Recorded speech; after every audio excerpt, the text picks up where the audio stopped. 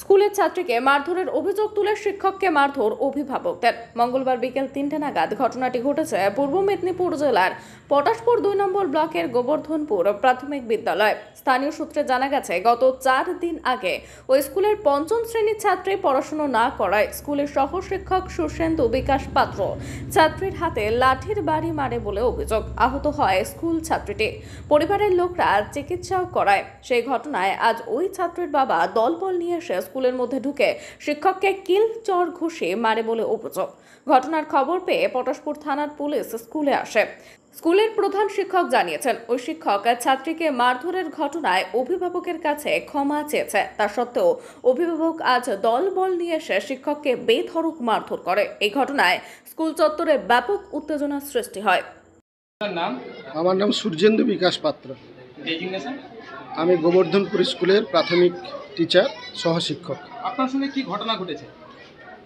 অভিভাবক। হ্যাঁ, বলছি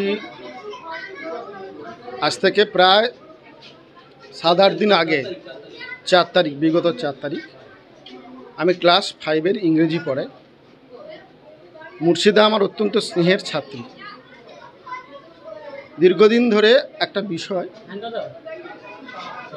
টেন্স পড়াচ্ছিলাম ওদেরকে, সহজ করে, বর্তমানকাল, অতীতকাল, ভবিষ্যৎকাল। আমি বহুবার তাদেরকে বলেছি, বাবা এটা জানতে হবে, বুঝতে হবে। বহুবার, আজকে প্রথম দিন থেকে, আজকে 8 মাস হয়ে গেল আমাদের শিক্ষাবর্ষ শুরু হয় প্রথম দিন থেকে, মানে ইয়ারের প্রথম দিন থেকে। কিন্তু বারবার বলা সত্ত্বেও তারা পারছিল না। বহু ধৈর্য ধরে আমি বুঝিয়েছি। সেদিনও আমি তাকে প্রথমবার জিজ্ঞেস করলাম, পারেনি। আবার বুঝালাম, আবার পারেনি। আমি বীতশ্রদ্ধ, তার মধ্যে খুব একটা রাগ হয়ে তাকে আমি মেরেছি। ডান হাত তাকে বের করতে বলেছি, ডান হাতের চেটোতে আমি মেরেছি। কখানা মেরেছি আমার হিসাব নেই, তবে এটা অস্বীকার করার নেই যে লেগেছে তাকে। আমি একজন শিক্ষক মানুষ গড়ার কারিগর। আমিও অত্যন্ত কষ্ট পেয়েছি তাকে মারার পর। তারপরে আমাদের স্কুল পরিচালনার মনিটরিং কমিটি আছে। সেই মনিটরিং কমিটি গত শনিবার দিন বসা হয়েছে। সেখানে সামগ্রিকভাবে আলোচনা হয়েছে। মনিটরিং কমিটির দায়িত্বও নিয়েছে এবং তার মেয়েটির পরিবারে গেছিল। তাদেরকে বলে দিয়ে আসছে, যদি আমি যেটা শুনেছি যে তার বাবা এলে আর একটা বসা হতে পারে। আচমকা আজকে তার বাবা কবে এসছে জানি না, তার বাবা বাইরে থাকতেন। তার বাবা এসে আচমকা, আমি ক্লাস করছিলাম, আমার একজন গার্ডিয়ান তিনি আমাকে ডাকলেন, আমি এলাম। আমার আরও কয়েকজন সহশিক্ষক ছিল, আমাদের হেডমাস্টারমশাইকে আমি ডাকলাম, এলো। তিনি আমাকে প্রশ্ন করছেন, আপনি কি পড়ান? হ্যাঁ, আপনি যে প্রশ্নটা করেছেন সে প্রশ্নটা সিলেবাসে আসে কি না? আমি একজন শিক্ষক, যারা পড়াশোনার সঙ্গে যুক্ত তারা জানেন, শুধু সিলেবাসের মধ্যে কেউ থাকে না, তাকে বাইরে যেতে হয়। যাই হোক, আমি আশা করছিলাম তার বাবা ধৈর্য ধরবেন, একজন শিক্ষকের মর্যাদা রাখবেন। আচমকা আমার উপরে চড়াও হয়, 4-5টি ঘুষি আমাকে মারে, প্রবলভাবে মারে। আমি যেতে চাইছিলাম না অন্য কোথাও।